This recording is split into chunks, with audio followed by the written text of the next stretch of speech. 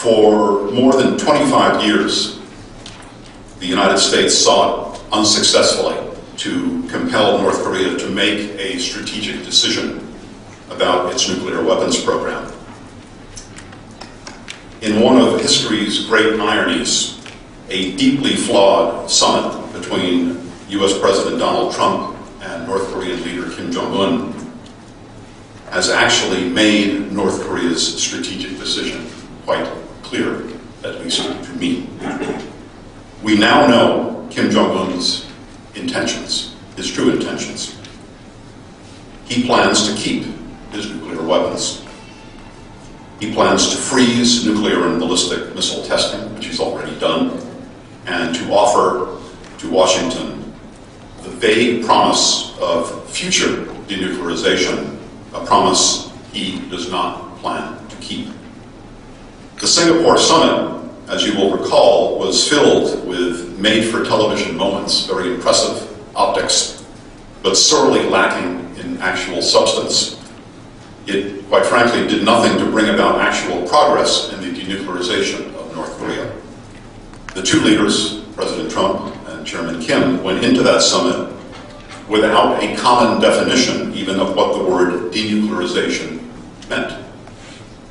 The two leaders left the summit still far apart on that definition, and this explains the current impasse in the talks that we are facing. For the United States, denuclearization means what the dictionary says it means: the end of North Korea's nuclear weapons program, period. For Pyongyang, it means something very different. The phrase the denuclearization of the Korean Peninsula means, and I'll be very blunt here, eliminating America's ability to defend its Korean and Japanese allies and America's ability to deter North Korea, the defanging of the US military presence in this region. The United States insists that North Korea agreed to denuclearize at the Singapore summit. But for Pyongyang, the summit was not about denuclearization. The summit was about removing the US threat, their word, and ending sanctions. In fact, Pyongyang has described all of the US demands that have been made, both at the summit and subsequently, that North Korea take concrete steps to denuclearize. They had described those demands as cancerous and gangster-like, their words. Meanwhile, the US intelligence community, the International Atomic Energy Agency, and leading experts have all concluded that North Korea is actually enhancing its nuclear weapons and missile capabilities, even without conducting testing of those systems. So I would say that North Korea's nuclear and missile programs are quite frankly alive and well. This is in keeping with Kim Jong-un's instructions.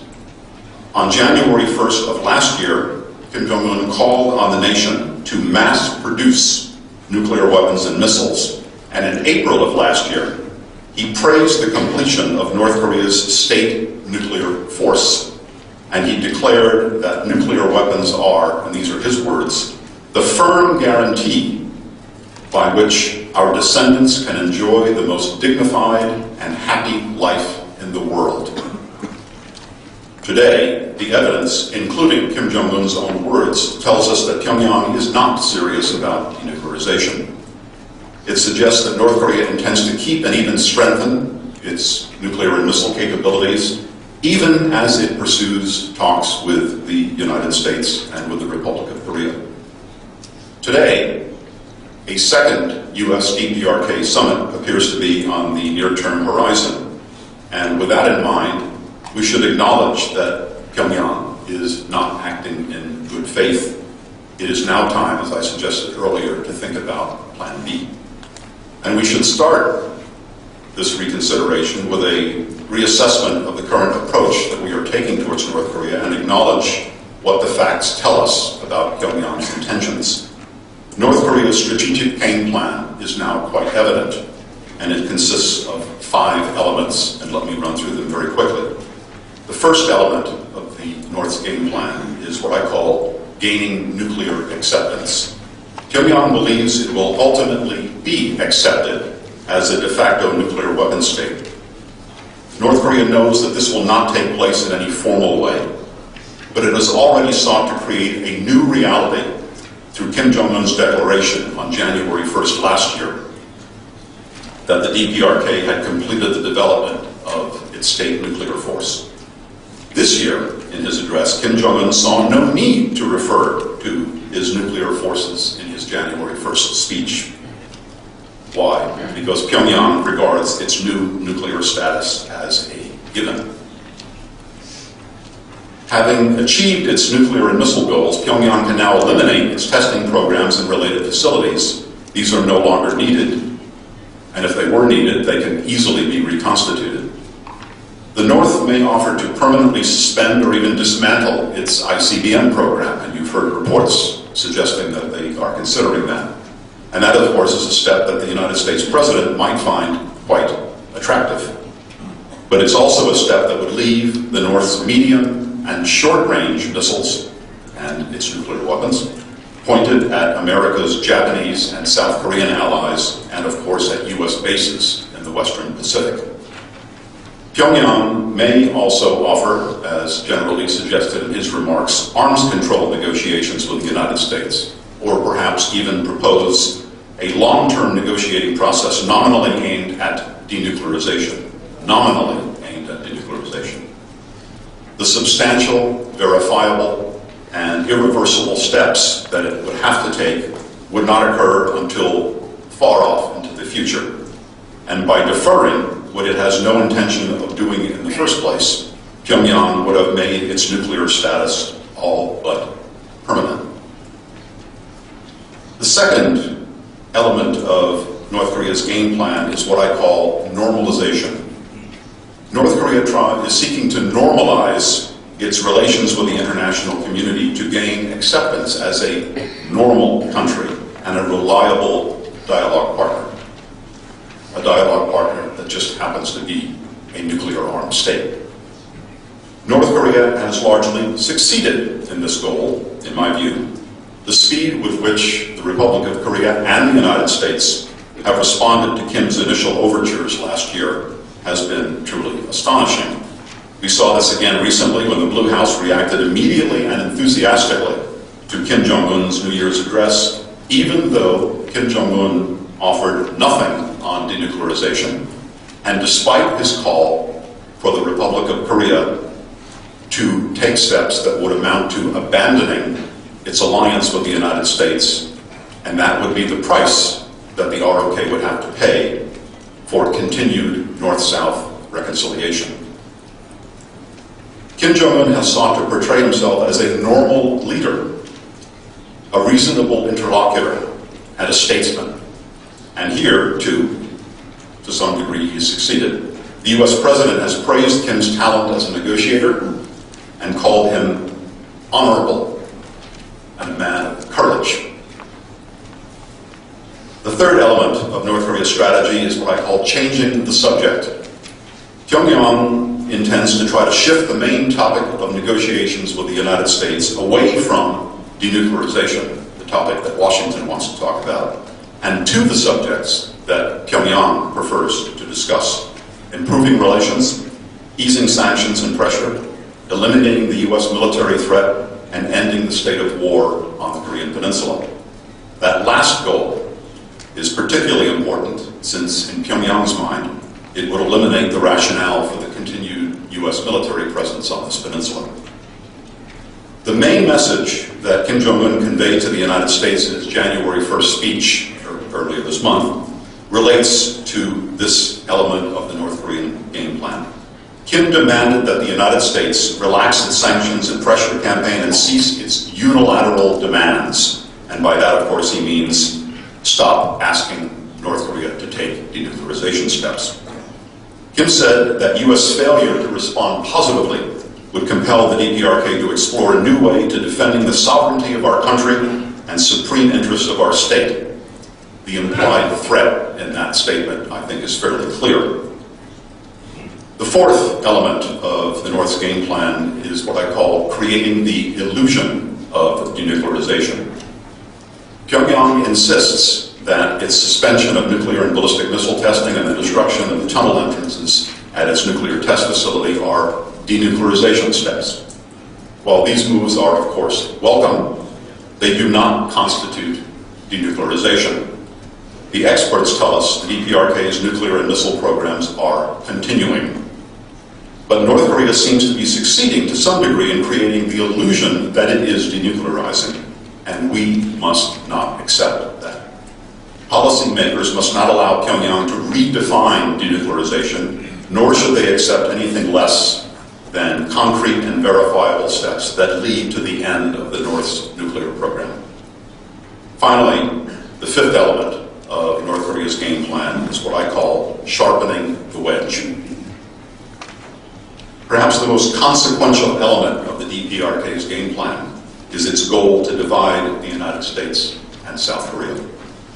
There are troubling signs that Pyongyang now sees a real opportunity in the coming months to damage the alliance. North Korea's ultimate goal remains the unification of the Korean Peninsula under its rule. That cannot be achieved as long as the ROK is allied with the United States. While Pyongyang cannot drive the United States off the peninsula, it knows that political dynamics here in the Republic of Korea and difficulties, ongoing difficulties between the United States and its ROK ally on a number of issues are ripe for exploitation. Kim Jong-un's January 1st speech last year was crafted to appeal to pan-Korean nationalism, to an aspirational South Korean vision of reconciliation and reunification, to latent anti-American sentiment, and to an ideological stratum of South Korean society that remains occasionally sympathetic to the North. Kim's message struck a powerful chord here in the South. Seoul, of course, moved with remarkable speed in responding to Kim's overture. Olympic participation, North-South summits, North-South liaison office in Kaesong, reconnection of hotlines, etc., etc. All of those things and more took place with head-spinning rapidity. Things happened so quickly that it raised an alarm in Washington that the pace of North-South reconciliation was exceeding what the politics, the diplomacy, and the military realities on the peninsula could sustain. Contradictions arose between the pace and scope of North-South dialogue on the one hand, and U.S. insistence on the other hand that sanctions needed to be maintained and even strengthened. There were concerns in Washington that military steps taken by the North and the South could undermine readiness and intelligence gathering capability. Breaks in coordination and communication between Washington and Seoul were becoming evident and worrisome. There was concern that Seoul seemed to be serving as North Korea's friend in court as it argued for preemptively easing sanctions on North Korea in order to induce the North's cooperation on denuclearization. That position, of course, was directly counter to the U.S. position. In his New Year's address, demanded that Seoul end the abnormal situation on the Korean Peninsula, his words, in which South Korea has sided with the United States against the North. He proposed that Seoul and Pyongyang pursue sovereign or independent reunification. Translation, keep the Americans out of it. In this year's address, Kim made his point even clearer, calling for the South to cease joint military exercises with outside military forces, guess who? And to suspend its acquisition of war equipment, including strategic assets from outside. Kim was essentially telling the South that the time has come for Seoul to choose between reconciling with the North and maintaining its traditional alliance with the United States. The new U.S.-ROK Joint Working Group to coordinate the Allies' respective approaches to North Korea was a necessary and timely move in this context. If the new mechanism works well and properly, we can hope there will be fewer policy surprises between the Allies. Nevertheless, Kim Jong-un's January 1st speech this year suggests that he believes Seoul could be now a soft target for the North's appeals to nationalism and anti-alliance sentiment. Kim Jong-un is probably encouraged by those here in the South who are calling for the ROK government to coach North Korea on how to deal with Washington.